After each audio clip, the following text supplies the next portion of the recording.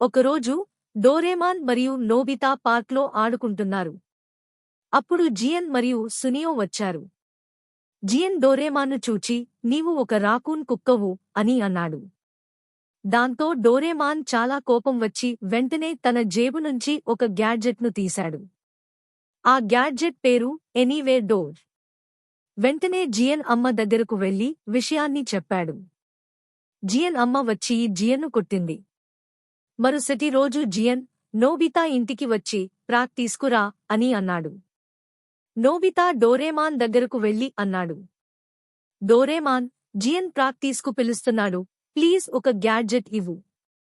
అందుకు Doraemon, Nobita, నీవు ప్రతిసారీ గ్యాడ్జెట్ అడగడం మానుకో. నేను ఇవ్వలేను. నోబితా, అయితే నువ్వు ఇక్కడికి ఎందుకు వచ్చావు? డోరేమాన్, నీ భవిష్యత్తు బావుండాలని నేను వచ్చాను. నోబితా, ప్లీజ్ డోరేమాన్, ఈ ఒక్కసారి. డోరేమాన్, సరే, ఇదిగో నా గ్యాడ్జెట్, డిక్టేటర్ స్విచ్. నోబితా, ఇది ఏమిటి డోరేమాన్?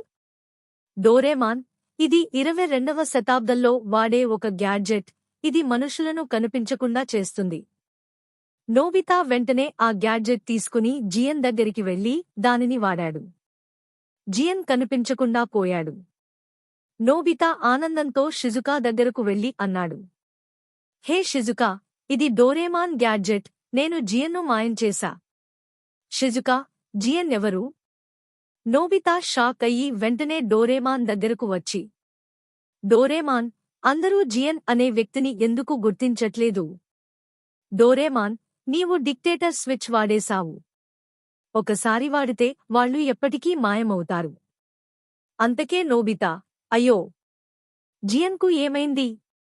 డోరేమాన్, ఆ గ్యాడ్జెట్ వెనుక ఉన్న బటన్ను నొక్కు. నోబితా వెంటనే ఆ బటన్ నొక్కాడు. అకస్మాత్తుగా జియన్ తన గదిలో ప్రత్యక్షమయ్యాడు. నోబితా ఆనందంతో అరవసాగాడు, హుర్రే! జియన్ తిరిగి వచ్చాడు.